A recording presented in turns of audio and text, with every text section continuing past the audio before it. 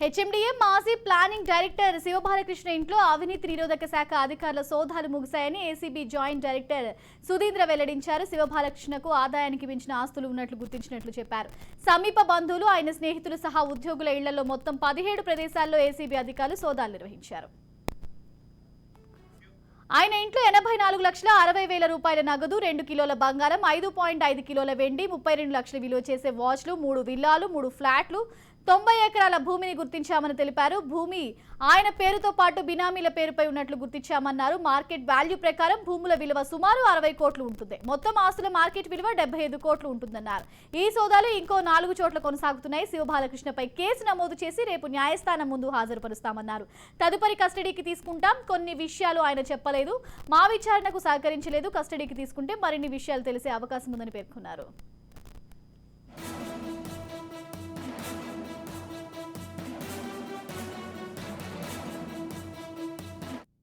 మిగతా అధికారుల్లో టెన్షన్. శివబాలకృష్ణ అరెస్ట్తో హెచ్ఎండిఏలో పనిచేస్తున్న మిగతా అధికారుల్లో టెన్షన్ నెలకొంది. హెచ్ఎండిఏ పరిధి 7 జిల్లాల్లో విస్తరించి ఉండగా గతంలో అనుమతులు ఇచ్చిన ఫైల్స్ అన్నింటినీ పరిశీలించే యోచనలో ఏసీబీ ఉన్నట్లు తెలుస్తుంది.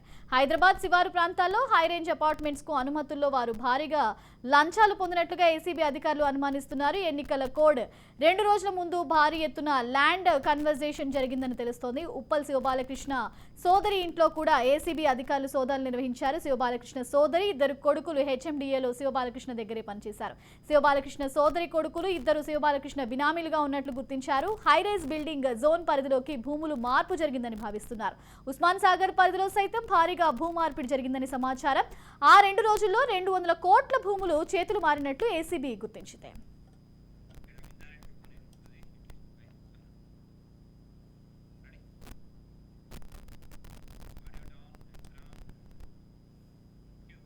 ఇక శివబాలకృష్ణ అరెస్ట్తో హెచ్ఎండిఏలో పనిచేస్తున్న మిగతా అధికారుల్లో టెన్షన్ కనిపిస్తుంది. హెచ్ఎండిఏ పరిధి 7 జిల్లాల్లో విస్తరించి ఉండగా గతంలో అనుమతులు ఇచ్చిన ఫైల్స్ అన్నింటినీ పరిశీలించే యోచనలో ఏసీబీ ఉన్నట్లు తెలుస్తుంది. ఇక హైదరాబాద్ శివారు ప్రాంతాల్లో హైరేంజ్ అపార్ట్మెంట్స్ కు అనుమతుల్లో వారు భారీగా లంచాలు పొందినట్లు కూడా ఏసీబీ అధికారులు గుర్తిస్తున్నారు. ఓవరాల్ ఇదే అంశానికి సంబంధించి మరింత సమాచారం మా క్రైమ్ బ్యూరో చీఫ్ ఇనారెడ్డి అందిస్తారు. ఇనారెడ్డి, చూసుకుంటే శివబాలకృష్ణ కుంభకోణానికి సంబంధించి ఆయన ఆస్తుల వివరాలకు వస్తే కూడా భారీగా కనిపిస్తోంది. దీనికి సంబంధించి అప్డేట్ ఏంటి? శ్రావ్య, మనం గమనించవచ్చు. ఈ శివబాలకృష్ణకు సంబంధించి దాదాపుగా నాంపల్లి కోర్టు 8 రోజుల పాటు పోలీస్ కస్టడీకి ఇవ్వడం జరుగుతుంది. దాదాపుగా 7 రోజుల విచారణ అనంతరం నాంపల్లి కోర్టులో ఆయన ప్రొడ్యూస్ చేశారు. రేపు ఒక్కరోజు చివరి రోజు ఆయన విచారించాల్సిన అవసరం ఉంది. ఇప్పటికే చాలా విషయాలను కూడా సేకరించి దీంట్లో ఈయనకు సహకరించిన అధికారులకు నోటీసులు ఇచ్చి వాళ్ళు కూడా విచారించారు. దీంట్లో ప్రధానంగా బినామీగా ఉన్న తమ్ముడు సంబంధించిన వ్యవహారంలో కూడా చాలా భారీ ఎత్తున అక్రమంగా సంపాదించిన డబ్బులు సాలకు ఎవిడెన్స్ దొరికాయి. తర్వాత అలాగనే ఈయన కొన్ని కంపెనీల్లో కొన్ని కంపెనీల్లో రియల్ ఎస్టేట్ బిజినెస్ పార్ట్నర్ గా ఉన్న నేపథ్యంలో ఆ కంపెనీలకు ఫేవర్ చేస్తూ కూడా అగ్రిమెంట్లు సంబంధించి ప్రభుత్వ అనుమతులు ముందే ఇచ్చినట్లు కూడా కొంత అవినీతి పాల్పడ్డారు. దీనికి చాలా మంది జిహెచ్ఎంసీ అధికారులు, తర్వాత రేలలో పనిచేసినప్పుడు కూడా ఆ అధికారులు కూడా ఆయన సపోర్ట్ చేశారు. ఆ అధికారుల లిస్ట్ కూడా తయారు చేసి వాళ్ళకి ఇప్పుడే నోటీసులు జారీ చేస్తుంది. మొత్తం మీద రిజిస్టర్డ్ కంపెనీకి ఫేవర్ చేస్తూ భారీ ఎత్తున అక్రమ సంపాదించడం కాకుండా తన తమ్ముడు పేరు కూడా భారీ చేస్తున్న అక్రమాస్తులు ఆయన కూడా అరెస్ట్ చేయడం జరుగుతూ ఉంది. దాదాపుగా రేపు చివరి రోజు కాబట్టి ఈయనకు సహకరించిన రాజకీయ నాయకులకు సంబంధించిన విషయం కూడా బయటకు వచ్చిన తర్వాత దీంట్లో వాళ్ళు ఎవరెవరు ఉన్నారు, దాంట్లో వాళ్ళ పాత్ర ఏంటన్న విషయమే కాకుండా దీంట్లో అధికారులు రాజకీయ పాత్రకు సంబంధించిన వ్యవహారాలు కూడా కొంతమందిని పిలిపించి విచారించి వాళ్ళని కూడా అరెస్ట్ చేసే అవకాశం కూడా మనం తెలుస్తా ఉంది. శ్రావ్య, ముఖ్యంగా చూసుకుంటే 75 కోట్ల వరకు ఆయన ఆస్తుల విలువలు ఉన్నట్లు తెలుస్తుంది మనకు. దీనికి ఏవేవి ఆస్తులు ఆయన లెక్కలోకి ఉన్నాయి ఇప్పటి వరకు? అంటే ఈ ఆస్తులకు సంబంధించి మొత్తంగా మనం గమనిస్తే ఇవి మొత్తంగా ఇవి విల్లాలు.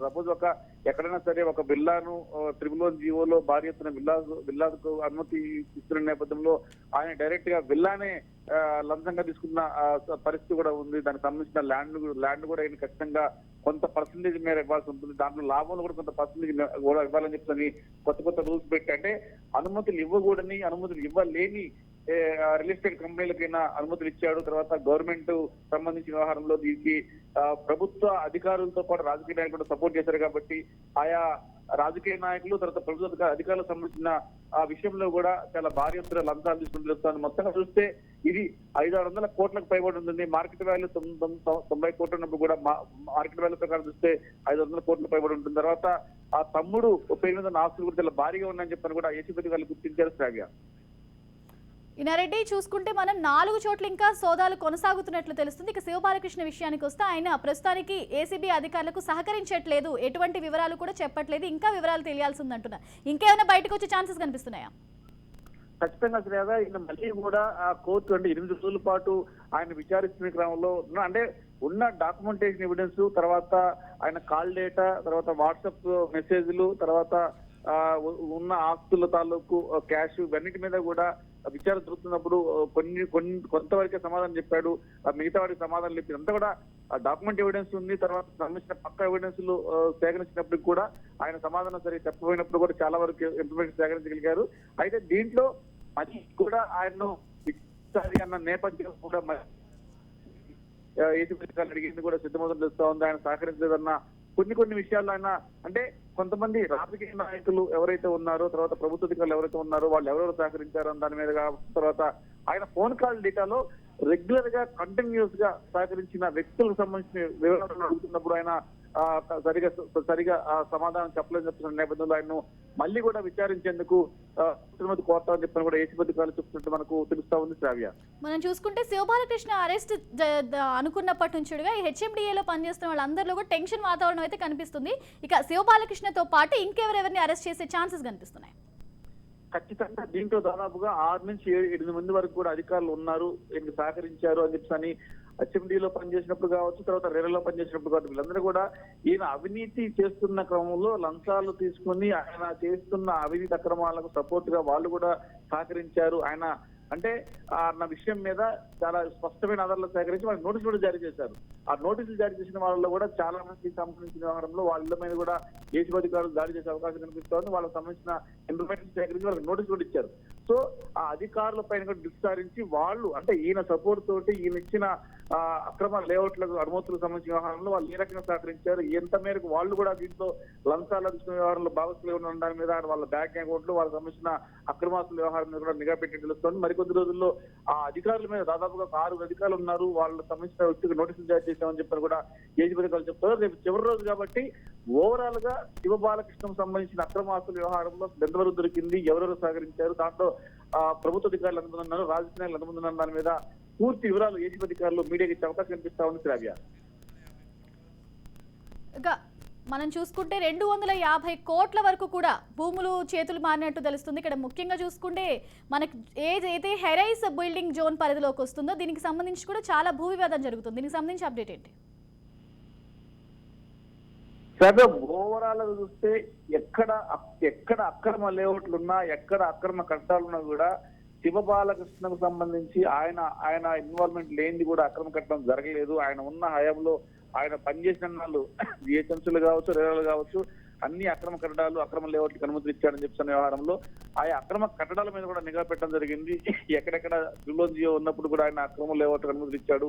తర్వాత అక్రమంగా ఇన్ని కట్టడాలకైనా ఆయన లంచాలు తీసుకొని ఆయన అనుమతులు ఇచ్చారన్న వ్యవహారంలో కూడా ఒక రిపోర్ట్ తయారు చేశారు. దానికి సంబంధించి వందలాది కోట్ల వ్యవహారం నడిచింది. దాంట్లో అధికారులతో పాటు ఆయన కూడా చాలా లాభపడ్డాడు. ఆయనే కాకుండా కొంతమంది రాజకీయ నాయకుల హస్తం సంబంధించి ఆయన కొంతవరకు సమాచారం ఇస్తున్నా, మిగతా కొన్ని విషయాల్లో ఆయన సరిగా స్పందించలేదు, సరైన సమాధానాలు ఇవ్వట్లేదు చెప్తున్న కారణంగానే ఆయన మరోసారి కూడా ఆయన ఏమి ఏసీబీ అధికారులు పోలీస్ కస్టడీ విచారించే అవకాశం కనిపిస్తా ఉంది. ఈసారి అధికారులకు నోటీసులు జారీ చేసి వాళ్ళకన్నా సహకరించకపోతే వాళ్ళని కూడా అరెస్ట్ చేసి వాళ్ళ మీద కూడా ఏసీబీ అధికారులు దాడి చేసే అవకాశం స్పష్టంగా కనిపిస్తా ఉంది. శ్రావ్య, ముఖ్యంగా చూసుకుంటే ఉప్పల్ విషయానికి వస్తూ ఉప్పల్లో శివబాలకృష్ణ సోదరి ఎవరైతే ఉన్నారో వాళ్ళ ఇంట్లో కూడా అధికారులు సోదాలు నిర్వహించినట్టు తెలుస్తుంది. అక్కడేం జరిగింది? ఓవరాల్ గా శ్రావ్య, ఇంతవరకు కూడా తనిఖీలు చేశారన్న సమాచారం అయితే ఉంది కానీ ఎంత మేరకు చేశారు, ఎంత దొరికింది, ఎంత మేరకు అక్రమాస్తులు గుర్తించారు, బినామీలుగా ఆ తమ్ముడు ఉన్నాడని చెప్తున్న నేపథ్యంలో తమ్ముడి దగ్గర వందలాది కోట్ల ల్యాండ్ల ఇష్యూలు ఉన్నాయి కాబట్టి ఆ ఇష్యూ తాలూకు డాక్యుమెంట్ ఎవిడెన్స్ ఉంది అన్న నేపథ్యంలో ఆయన అరెస్ట్ చేశారు. చెల్లెలకు సంబంధించిన వ్యవహారంలో కూడా ఎంత మేరకు ఆమె సంబంధించిన ఈ బినామీ అకౌంట్లు ఉన్నాయి, ఎంతవరకు అక్రమాలు ఉన్నాయి, దాని మీద కూడా పోలీసులు తనిఖీలు చేస్తే ఖచ్చితంగా రేపు చివరి రోజు కాబట్టి డెఫినెట్ గా పూర్తిరాలు రేపు అన్ని చేసే అవకాశం కనిపిస్తా ఉంది. చెల్లెల దగ్గర ఎన్ని అక్రమాలు సేకరించారు, తమ్ముడు ఎంతవరకు అక్రమాలు పాల్గొన్నారు, మిగతా అధికారులను ఎంతవరకు ఇన్వాల్వ్ అయినారు, దీంట్లో రాజకీయ పాత్ర ఎంత, రేపు చివరి రోజు కాబట్టి విచారించిన తర్వాత మీడియాకు పూర్తి సమాచారం ఇచ్చే అవకాశం కనిపిస్తా ఉంది. Right, thank you Nareddy for this overall details.